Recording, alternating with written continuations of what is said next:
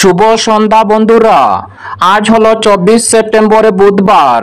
আজকের সন্ধ্যার বরাক উপত্যকার শ্রীভূমি, করিমগঞ্জ, শিলচর, হাইলাকান্দি সহ আসামের বিশেষ বিশেষ খবরগুলি হলো: শিলচর রেল স্টেশন থেকে কয়েক লক্ষ টাকার বার্মিজ সিগারেট সহ পুস্ত বাজেয়াপ্ত করল পুলিশ। শিলচর কাছাড় পুলিশ ও আসাম রাইফেলসের যৌথ অভিযানে শিলচর তারাপুর রেল স্টেশনে কাঞ্চনজঙ্ঘা এক্সপ্রেস ট্রেন থেকে বৃহৎ পরিমাণে বার্মিজ সিগারেট সহ পুস্ত বাজেয়াপ্ত করতে সক্ষম হয় পুলিশ। বিস্তারিত থাকবে প্রতিবেদনে। অসমের মুখ্যমন্ত্রী হিমন্ত বিশ্ব শর্মার কঠোর অবস্থান। জুবিন গর্গের মৃত্যুর ঘটনা নিয়ে শামকানু মহন্তকে ব্ল্যাকলিস্ট করল রাজ্য সরকার। বরাক উপত্যকার হাইলাকান্দির লালা বাইপাসে ভয়ঙ্কর সড়ক দুর্ঘটনায় আহত দুজনকে বর্তমানে হাইলাকান্দি সিভিল হাসপাতালে ভর্তি করা হয়েছে। আহতরা দক্ষিণ হাইলাকান্দির মাধবপুর এলাকার বাসিন্দা। ভোটার তালিকা থেকে আর নাম কেটে ফেলা সহজ নয়। ভারতীয় নির্বাচন কমিশন আনল নতুন নিয়ম। জাতিসংঘের বক্তব্যে রাশিয়া, চীন ও ভারতকে একযোগে আক্রমণ ট্রাম্পের।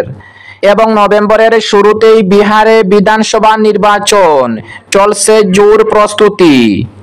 তাহলে বিস্তারিত খবরে যাওয়ার আগে অবশ্যই ভিডিওটিতে একটি লাইক দিয়ে চ্যানেলটি সাবস্ক্রাইব করে পাশের বেল আইকনটি বাজিয়ে রাখবেন এবং ফেসবুক পেজে দেখে থাকলে পেজটি ফলো করে ভিডিওটি শেয়ার করবেন, যাতে সঠিক খবরগুলি সবার কাছে পৌঁছাতে পারি। এবার শুনুন আজকের খবরের বিস্তারিত। প্রথম খবর, শিলচর রেল স্টেশন থেকে কয়েক লক্ষ টাকার বার্মিজ সিগারেট সহ পুস্ত বাজেয়াপ্ত করল পুলিশ।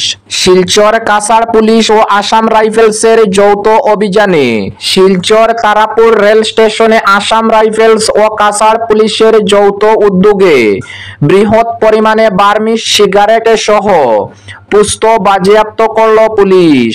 বুধবার গোপন খবরের ভিত্তিতে শিলচর কাছাড় পুলিশ ও আসাম রাইফেলসের যৌথ উদ্যোগে নেশাবিরোধী অভিযান চালানোর সময় শিলচর তারাপুর রেল স্টেশনের কাঞ্চনজঙ্ঘা এক্সপ্রেস ট্রেন থেকে বৃহৎ পরিমাণের বার্মিজ সিগারেট সহ পুস্ত বাজেয়াপ্ত করতে সক্ষম হয়।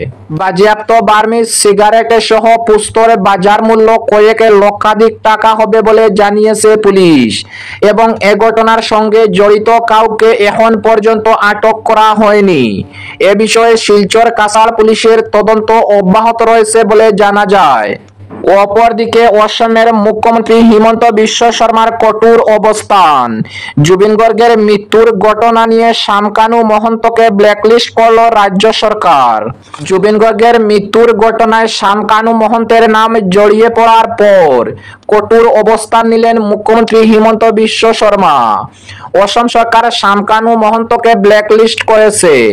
এখন থেকে তিনি অসমে কোনো ধরনের অনুষ্ঠান আয়োজন করতে পারবেন না, এমনকি সরকার কোনো পুঁজি বা বিজ্ঞাপন দেবে না শামকানু মহন্ত বা তার সঙ্গে যুক্ত কোনো অনুষ্ঠানে। সামাজিক মাধ্যমে মুখ্যমন্ত্রী ডক্টর হিমন্ত বিশ্ব শর্মা এই বড় ঘোষণা করেছেন। শামকানু মহন্তকে আর্থিক অনুদান না দেওয়ার জন্য কেন্দ্রীয় সরকারকে অনুরোধ জানিয়েছেন অসম সরকার। অপরদিকে বরাক উপত্যকার হাইলাকান্দির লালা বাইপাসে ভয়ঙ্কর সড়ক দুর্ঘটনায় আহত দুজনকে বর্তমানে হাইলাকান্দি সিভিল হাসপাতালে ভর্তি করা হয়েছে। আহতরা দক্ষিণ হাইলাকান্দির মাধবপুর এলাকার বাসিন্দা বলে জানা গিয়েছে। অপরদিকে ভোটার তালিকা থেকে আর নাম কেটে ফেলা সহজ নয়। ভারতীয় নির্বাচন কমিশন আনল নতুন নিয়ম।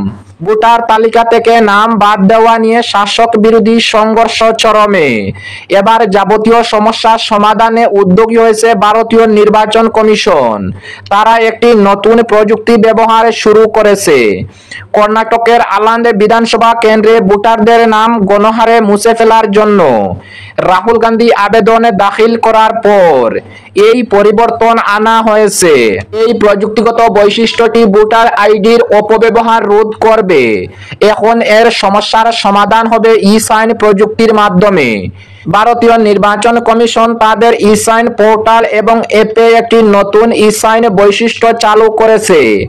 এই বৈশিষ্ট্যের অধীনে ভোটারদের রেজিস্ট্রেশন মুছে ফেলা বা সংশোধনের জন্য আবেদন করার সময় তাদের আধার লিঙ্ক যুক্ত ফোন নম্বর ব্যবহার করে তাদের যাচাই করতে হবে। আবেদনকারীরা কোনো যাচাই ছাড়াই ফর্ম জমা দিতে পারতেন, যা পরিচয় অপব্যবহারের ঝুঁকি তৈরি করত।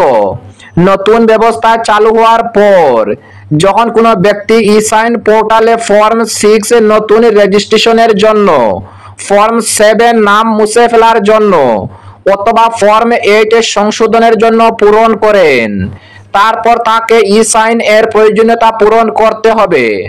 পোর্টালটি আবেদনকারীকে সতর্ক করে দেবে যে ভোটার কার্ড এবং আধার কার্ড সংযুক্ত আছে কিনা, কিন্তু সেক্ষেত্রে নাম একই হতে হবে এবং আধার এবং মোবাইল নম্বর অবশ্যই লিঙ্ক করা থাকতে হবে।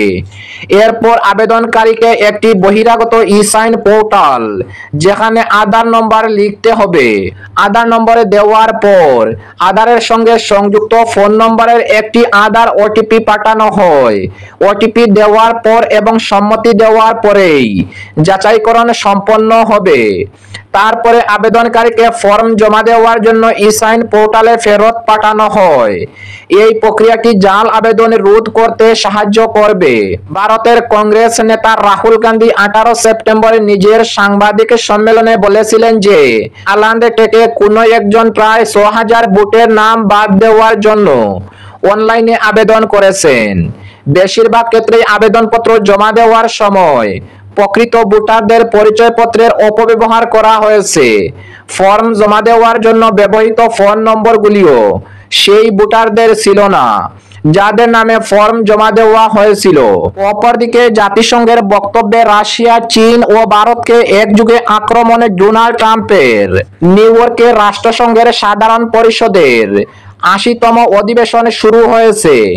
মঙ্গলবার আমেরিকার প্রেসিডেন্ট পদে ডোনাল্ড ট্রাম্প দ্বিতীয়বার বসার পর এই প্রথম জাতিসংঘের সাধারণ পরিষদের সভায় ভাষণ দিলেন ডোনাল্ড ট্রাম্প। সেখানে তিনি রাশিয়া, চীন ও ভারতকে একযোগে আক্রমণ করে বোঝাতে চাইছেন এই তিন দেশ বোঝাপড়া বিশ্ব রাজনীতি অর্থনীতির অঙ্ক অনেকটা বদলে দিয়েছে, যা আমেরিকা এবং পশ্চিমা দুনিয়ার বিরোধী। ডোনাল্ড ট্রাম্প বলেন, 3.5 বছর ধরে চলা রাশিয়া ইউক্রেন যুদ্ধে ভারত ও চীন আর্থিক সাহায্য করেছে। নয়াদিল্লি এবং বেজিংকে ইউক্রেনের বিরুদ্ধে যুদ্ধে রাশিয়ার আর্থিক মদতদাতা বলে চিহ্নিত করেন তিনি।